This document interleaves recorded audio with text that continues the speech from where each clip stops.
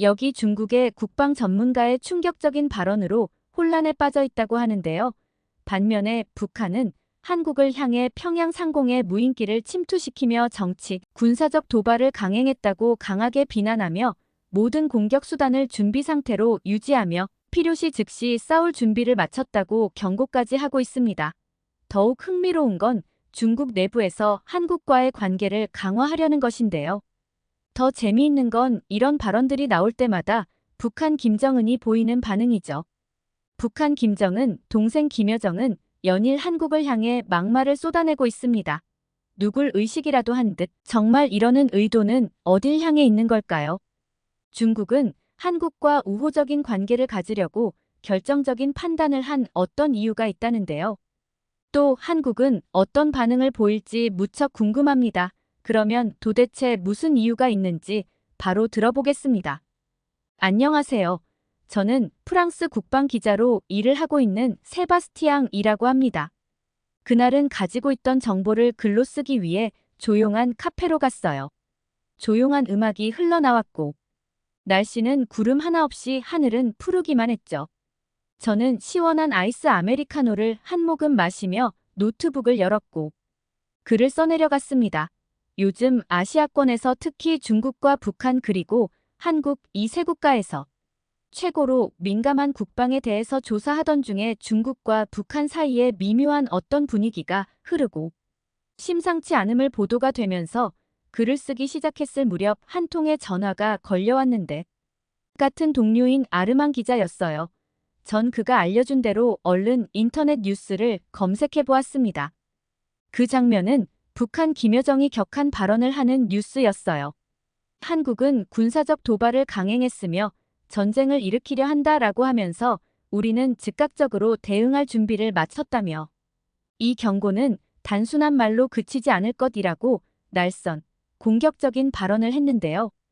급기야 남, 북을 연결하는 육로를 폭파하는 등 군사적 긴장감을 높이고 있는 가운데 러시아는 무인기에 대해 북한에 대한 주권 침해고 내정 간섭이라며 북한의 주장을 거들며 어디든 북한에 대한 침략 행위가 발생하면 러시아는 조약에 따라 북한의 군사를 지원할 것이라고 밝혔어요. 그러나 이들이 말하는 건 사실이 아니라는 것을 저는 알고 있었죠. 그리고 아시아 국가들을 오랜 세월 동안 지켜봐 왔지만 이번만큼은 뭔가가 다르다는 걸 느꼈습니다. 한국은 예전에 약한 국가가 아니고 현재는 세계적으로 강력한 국방력을 가지고 있는 국가라는 것을 말이에요. 여기서 잠깐 다들 알고 계시겠지만 중국은 북한과는 달리 최근 북한과 러시아의 관계에 매우 불편하게 생각하고 있었다고 하는데요. 북한이 러시아에 병력을 보낸 것은 단순히 돕는 차원이 아니었고 힘을 과시하려는 행위였어요. 그러므로 중국을 시험대 위에 올려놓고 말았습니다. 순간 저는 노트북을 닫고 그 카페에서 일어나 저의 혼자 있는 공간으로 들어갔습니다. 그리고 책상 앞에 간직하고 있던 오래된 지구본을 돌려봤죠. 지구본을 돌려가며 작은 한반도를 따라서 남과 북을 겨우 찾고는 저는 생각을 해봤습니다. 한국은 현무호 현무용 미사일을 직접 만들며 몇 년간 엄청난 성장을 했어요. 이젠 단순히 방어만 하는 게 아니고 최첨단 무기를 수출하며 국제적인 군사훈련에도 적극 참여도 하고 있죠. 한국의 막강한 군사력은 최신 기술과 문화의 강대국으로 그 위상도 올라가 있는 현재. 북한은 어린아이가 장난감 사달라고 바닥에 뒹굴며 떼를 쓰듯 앞날을 전혀 보지도 듣지도 못하는구나 하는 그런 생각이 들었어요. 저는 곧장 뉴스를 유심히 들여다봤어요. AFP 로이터 통신에 따르면 김여정 발언으로 전체를 차지하고 있었고 위성으로 군사 분석된 자료들이 올라왔습니다. 그리고 북한이 러시아를 도와봐라, 우리는 이렇게 강하다라고 말하고 보여지고 싶어 하지만 사실은 그들의 약한 모습이 보이고 있었거든요. 그리고 저는 국가정보원에서 받은 메일을 읽었어요. 그런데 곧 무슨 일이 터질 것 같은 이상한 느낌이 들었습니다. 그리고 국장님으로부터 한 통의 전화가 걸려왔죠. 국장님은 가득 긴장된 목소리로 메일 읽어봤지 정보원 쪽으로 자세히 알아봐 라고만 말을 남기셨습니다. 그날 밤 북한 군인들에 대한 보고서와 뉴스를 읽고 등에서 식은땀이 주르륵 흘렀습니다. 그 후 며칠간 상황은 점점 심각해졌어요. 북한군의 특수부대로 구성된 파병이 8,000명이었는데 또 다른 소식으로 총 1만 명의 군사력이 파견되었다고 했어요. 북한의 병력 파견은 단지 전쟁 중인 동맹국을 돕는 게 아니라 힘의 균형을 송두리째 흔드는 신호였고 그 신호가 어떤 결과를 가져올지 알아보다가 마치 미국의 커다란 토네이도의 시작같이 커지고 있다는 걸 느낄 수 있었습니다. 저는 계속 올라온 정보들을 살펴보다가 우크라이나 정보기관으로부터 북한군 18명이 집단으로 러시아를 탈출을 했다는 소식과 러시아군은 탈영, 병력 수색에 돌입했다며 18명의 북한 탈영병들의 모습이 담긴 사진이 올라와 있었습니다. 이례적으로 북한 군인들이 목숨을 걸고 북한을 탈영해서 철저한 국경을 넘어 강이나 바다를 건너면서 남한으로 도망친 사례는 많이 봤어요. 하지만 이번 상황은 완전히 달랐죠.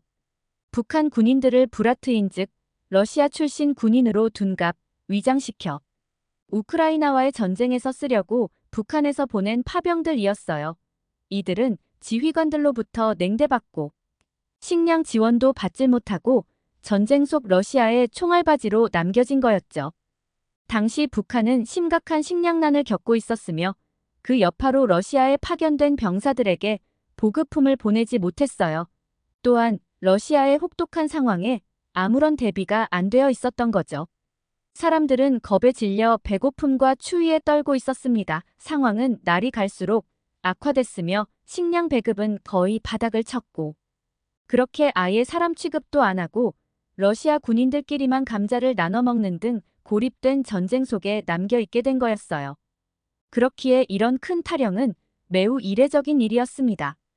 러시아로 파병된 군인들은 김정은에 대한 충성이 확실하게 검증된 사람들로만 구성되었고 그들의 가족들까지 감시 상대가 되기 때문에 이렇게 무리지어서 탈영할 수 없었음에도 끝내는 도망을 쳤습니다. 험난한 숲을 지나서 가야 했고 러시아의 삼엄한 경비망을 피해 배고픔도 잊은 채로 도망을 결심했다는 게 정말 놀라웠습니다. 이런 상황에 북한은 황당한 발언을 했습니다.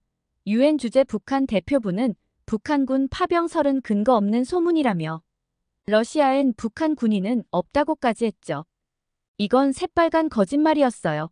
제가 가지고 있는 정보와 엄연한 증거, 사진도 있습니다. 그때 제 컴퓨터에는 전 세계에 있는 국방 기자들로부터 정보는 계속 올라오고 있을 때 북한군 러시아 파병, 북한군 탈영에 관해 심각한 표정으로 한국 대통령이 공식적으로 발표하는 내용을 보게 되었어요.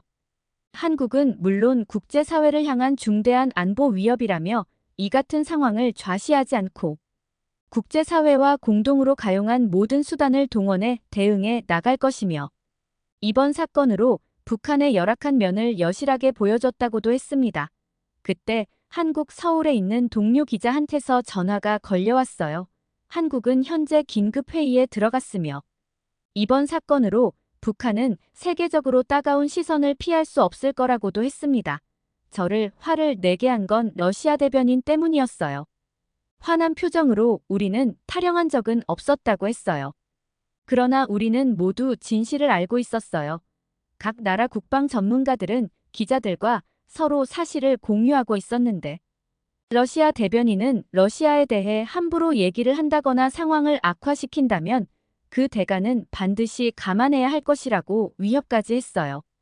러시아는 북한 파병들을 우크라이나와의 전쟁에 있어서 최전방 가장 위험한 곳에 투입하기 시작했고 이미 많은 군인들이 참전을 한 것으로 보도되고 있는 가운데 각 나라 국방 전문가들은 이렇게 생각을 하고 있었죠. 러시아 푸틴 대통령은 러시아 병역 의무자를 이 전쟁에 강제로 들여보내면 국민들의 반발이 심해질 거라고 알고는 북한 파병들을 총알바지로 삼기로 한 거라고요. 저는 한국에 있는 동료 기자에게 전화를 걸었어요. 얘기를 나누다가 그 기자는 긴급회의건을 말해주었어요. 한국이 우크라이나에 무기를 보낼 가능성을 검토 중이라고요. 정말 생각을 할 수 없었던 움직임이었어요. 또한 여러 나라들이 한국이 만든 무기들에 큰 관심을 보이고 있다며 한국이 오랜 세월 무기 공급국이 되기 위해 온 혼을 불어넣어 만들더니 이제야 그 결과를 발휘하고 있었습니다. 북한군 특수부대의 러시아 이동을 계기로 한국의 우크라이나 살상 무기 직접 지원을 기대해왔던 미국과 나토의 오랜 희망이 다시 고개를 들고 있고 있으며 미 국방장관은 자국의 안보 지원은 한국에 맡길 것이라고도 했어요. 미국은 한국이 어떤 선택을 하던 전적으로 지지한다고 했습니다. 21일 마르크 위터 신임 북대서양 조약기구 나토 사무총장도 한국 대통령과의 통화에서 북한군 파병에 대처하기 위해 한국, 우크라, 나토 간 방산 협력과 안보 대화를 강화하길 적극 희망한다고도 보도가 됐었죠. 한국은 강국으로 떠오르고 있습니다. 한국과 동맹을 맺은 우크라이나, 폴란드가 있습니다. 한국에서 군사 장비를 받고 있어요. 심지어 유럽의 나라들도 한국의 군사 장비를 서로 계약하려고 나서고 있습니다. 한국의 군수 기업 주가도 상승으로 오르고 있고 한국의 무기를 사려는 나라들이 늘어나면서 한국과 가까이에 있는 일본도 은밀하게 메시지를 보내고 있어요. 이를 눈치챈 북한은 대응하겠다며 격렬한 발언을 쏟아내고 있어요. 나토 사무총장은 북한과 러시아의 행보를 지켜보며 안타까움을 나타내고 있어요. 북한은 러시아와 동맹을 맺고 러시아의 군의를 파병시키며 어깨에 뽕을 잔뜩 집어넣고 한국을 비웃고 있지만 실상은 우리 북한은 이렇게 약한 나라다라고 표현한 거죠. 그렇게 생각합니다. 저희 컴퓨터 메일은 많은 정보로 외국으로부터 계속 오고 있었으며 전화도 바쁘게 울려댔습니다. 물론 저의 손은 쉴 새 없이 받아 적기 바빴어요. 그런데 우크라이나에 있는 동료 기자에게서 전화가 걸려왔어요. 세바스티앙 하며 저의 이름을 부르더니 흥분한 목소리로 우크라이나 매체들이 인용한 정보기관 소식통에 따르면 우크라이나군과 러시아군이 치열한 교전을 벌이고 있는 러시아 쿠르스크주에 파병됐다. 탈영한 우리들이 추적하던 북한군 탈영병 18명이 러시아군에 구금됐다는 보도가 나왔다. 이들은 배치된 지역에서 약 60km 떨어진 곳에서 발견된 것으로 이는 북한국 교관 40명이 러시아 군인 50명과 함께 훈련을 했고 러시아군이 북한군 교관들을 방치하다시피 하면서 발생했다고 했습니다. 그러면서 이것이 러시아에서 거짓말로 매체에 흘렸을 가능성을 열어놓고 있다고 본다고 했어요. 지금도 북한은 유엔 총회 회의에서 근거 없는 소문이라고 주장하고 있다고 했죠. 유엔 안전보장 이사회 회의에서는 러시아와 북한의 군사 협력을 우려하는 목소리가 커지고 있고 러시아는 불량 국가인 북한군의 병역을 이용해서 도박을 걸고 있다고 지적했다고 말했어요. 저는 물도 마실 시간조차 없이 정보를 듣고 써내려갔어요. 이번에는 중국에 있는 동료 기자와 연락을 취하자. 중국은 지금 러시아와 북한의 동맹과 동시에 중국의 크나큰 문제가 되었고 날이 갈수록 커지고 있다는데요. 문제는 러시아로 파병간 북한군들이 탈영한 거에 있는데 약점이 드러난 거였어요. 중국과 동맹을 맺은 나라에서 약점을 보이면 중국도 약하다고 보이기 때문이죠. 중국 린젠 외교부 대변인은 정례 브리핑을 통해 우리 중국은 러시아와 북한의 관련이 없다고 말했고 우리는 거리를 두고 있다며 불편함을 밝혔다. 물론 러시아의 무기 제공에도 거리를 두고 있다고 하면서 말했어요. 중국 국방 전문가는 한국의 군 무기들에 관심이 쏠리고 있는 가운데 한국과 중국 두 나라 간의 외교안보 대화가 열릴 것으로 기대를 하고 있으며 한국에 대한 큰 관심을 보이고 있다고 말했어요. 중국과 동맹국인 북한과 러시아가 문제를 일으켜 전 세계인들의 따가운 시선을 받고 있는 가운데 이 두 나라 사이에 있는 끼어있는 중국은 무척 난처하고 불편할 게 틀림이 없으니까요. 이 두 나라와는 다르게 중국은 지금까지 어떤 행동을 드러내지 않고 조용하게 바라보고 있었는데 북한군을 러시아로 지원 보냈고 러시아에서 북한군 탈영. 이런 기막힌 현실에 부끄럽고 창피할 거라 생각합니다. 제가 3년 전 중국으로 건너가서 국방 기자로 활동을 할 때에 중국과 러시아는 가까운 사이로 지켜봐 왔고 북한은 중국의 말을 잘 듣는 그런 약한 모습도 지켜봤습니다. 시진핑과 푸틴은 정상회담에서 환하게 웃으며 악수도 하는 모습을 자주 봤었어요. 그렇지만 얼마 전 정상회담에서 서로 웃고 있는 모습을 보이기는 했지만 중국 시진핑 대통령은 러시아의 행보를 지켜보겠다고 언급을 하면서 큰 이슈로 퍼져갔습니다. 그때도 저희들은 서로 공유를 하면서 러시아를 바라보는 중국의 시선이 그리 따뜻하지 않은데 분명 냉대감이 돌고 분명 무슨 일이 생기고 있는 것이 틀림없다고 서로 얘기들을 하며 아마도 중국이 한국으로 기울이고 있는 느낌을 받았었죠. 하여튼 이번 중국은 엎친 데 겹친 상황이라 볼 수 있어요. 각 나라에서 한국 군사무기에 관심이 쏠리며 탐내고 있죠. 시간이 얼마나 흘렀을까? 잠시 컴퓨터에서 눈을 떼고 뻐근한 목을 좌우로 돌려주고 있을 때였어요. 컴퓨터에서 울림 소리는 여전했어요. 저는 다시 시선을 고정하고 집중하고 있을 때 많은 나라에서 북한과 러시아를 비판들을 하며 반대로 우크라이나와 한국, 미국을 응원하고 있는 글들이 빼곡하게 올라오고 있었는데 저는 국방 기자로 오랜 세월 일해왔지만 세상은 너무도 변해 있습니다. 그러나 변하지 않는 게 있어요. 그건 비겁하지도 악하지도 않고 힘들지만 현명한 뚝심으로 위기를 극복으로 승리하며 진실된 쪽을 바라보고 응원하고 있다는 걸 느꼈습니다. 한국이 그 삶의 증인이고 그 증인은 세계적으로 위상도 높아지고 있기 때문입니다. 러시아의 국방은 약해져 있습니다. 거짓말로 포장돼 가고 있습니다. 북한은 러시아를 돕기 위해 큰 병력을 파병하기로 했다고 발표를 했을 때 위성으로 본 사진으로는 북한 파병군들이 러시아가 점령한 우크라이나 마을 근처의 모습들이 찍혀 있었어요. 그런데도 러시아는 오히려 발끈하며 그건 거짓된 가짜 뉴스라고 주장하고 나섰어요. 저희 쪽 정보 요원들이 사실을 확인했습니다. 이렇게 약해져가는 나라들은 우선 거짓말로 위선을 보이고 있다는 거예요. 북한도 심각한 문제들로 쌓여져 있어요. 변함없는 식량 부족으로 북한 국민들이 굶어서 죽고 병들어서 죽어가고 있죠. 이런 소식은 지금까지도 이어지고 있습니다.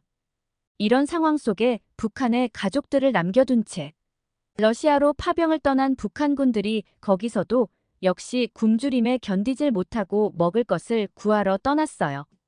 북한이 아무리 군사무기를 대대적으로 보여주며 자랑을 하고 있지만 북한 역시 약한 나라라고 확실히 보여주고 있다고 국방 전문가들은 이렇게 말하고 있습니다. 이런 걸 지켜보고 있는 중국은 무슨 생각을 하고 있을까요? 중국과 동맹을 맺은 나라들을 이렇게 공개적으로 비판을 하고 있는 지금의 상황을 전혀 생각도 못했을 텐데 말이에요. 그때였어요. 눈에 들어오는 메일 한 통이었는데 영상이 담겨져 있었죠. NYT 기자가 보내주었어요. 우크라이나군 총사령관의 화상 보고 영상과 함께 내용능 텔레그램에 게시하며 현재 우크라이나군이 쿠르스크를 진입한 뒤 기세를 올리면서 전진하고 있다는 영상과 북에서 파병한 군인들. 최전방 쪽에는 참전에만 목숨을 잃은 걸로 보인다. 그런데 제 눈에 보이는 우크라이나 군용 차량에 눈을 가린 러시아 군복 차림의 남자들을 태우고 어디론가 이동을 하고 있는 모습을 발견하게 되었어요. 저는 북한 파병들에 대해 알고 싶어서 NYT 나자르 기자에게 다급하게 전화를 걸었어요. 모든 기자들이 정보로 화급을 다투긴 하지만 이번 일은 달랐습니다. 저는 러시아로 파병된 북한군에 대해 궁극적으로 묻자 답하길 러시아 전방엔 거의 북한 군인들이었는데 거의 어린 소년으로 구성이 되어 있었으며 겁에 잔뜩 질려 제대로 총도 쏘지 못하고 그렇게 불쌍하게도 러시아의 총알바지가 되었다고 전해졌습니다. 순간 저는 화가 끓어오르며 열이 났습니다. 아직 성인이 되지도 않은 어린 소년들을 전쟁에 심어놓고 김정은과 푸틴은 서로 미소를 띄우며 봐라, 우리가 승리할 것이다. 우리가 최고다라고 하고 있다는 것이 사람이 아니라는 생각이 들었어요. 러시아는 강한 군사력을 보유한 국가이고 북한에 도움을 준 대가로 파병을 보냈어요. 나자르는 러시아는 핵무기도 갖고 있고 국제 경제에서 영향력도 행사를 하고는 있어요. 하지만 현재 유엔은 북한이 러시아에 추가로 군사를 파병하는 걸 반대하고 있지만 푸틴은 우리가 알아서 할 테니 관심될 거라는 발언으로 세계 방위 산업 체제들로부터 거리를 두게 되었죠. 그러면서 그 북한 어린 소년들이 옷도 다 찢어져 뼈만 남아 있었다고 낮은 목소리로 전해 들으며 배고픔과 공포에 얼마나 무서웠을까? 정말 사람도 아닌 악한 놈들이다 라고 말하자 세바스티앙 자네도 잘 알고 있겠지만 지금 북한, 러시아, 중국을 봐 그들이 동맹을 맺었다고는 하지만 중국도 사실 그들과 거리를 두고 있고 지금 한국의 방위 산업 현황으로 볼 때 한국은 폭발적으로 성장하며 무기 산업이라는 평판까지 나왔어요. 한국 K방산의 위상이 커져 있죠. 한국의 최첨단 무기들을 욕심내는 국가들이 속출 드러나고 있는 가운데 특히 중국을 눈여겨봐야 할 것 같다며 각 나라 기자들이 중국에 대한 정보에 각별히 몰두하고 있다며 다른 소식이 발견되면 즉시 공유하겠다고 했어요. 저도 한국 최첨단 무기를 보고 왔습니다. 예전에 한국이 아니었어요. 무기를 빌리고 도움받는 그런 나라가 아니었습니다. 10월 1일 국군 이날 괴물 미사일로 불리는 현무5 탄도미사일은 세계를 놀라게 했었죠. 다들 아시고 계시겠지만 저는 알고 있습니다. 북한과 러시아가 한국을 감히 넘볼 수가 없다는 걸요. 한국은 이젠 약하다는 단어조차 어울리지 않습니다. 한국의 역사는 현재까지 존경받을 만하다고 생각하고 있습니다. 한국은 어떤 나라도 전쟁으로 싸우려고 괴물 미사일을 만든 게 아니고 스스로 지키려고 만든 것이니까요. 북한과 러시아 다른 나라들도 한국이 주는 교훈을 배우며 전쟁을 하지 않아도 강하게 살아갈 수 있다는 걸 깨달았으면 하는 바람으로 기사를 써내려가고 있습니다. 다시는 어린 북한군 파병들이 희생양이 되는 이런 비극은 없길 바라며 오늘 세바스티앙의 사연 어떻게 들으셨나요? 여러분의 많은 댓글 올려주세요. 구독, 좋아요는 영상 제작에 큰 도움이 됩니다. 더 좋은 사연을 들고 돌아오겠습니다. 끝까지 시청해주셔서 감사드립니다. 이상 감동울림이었습니다.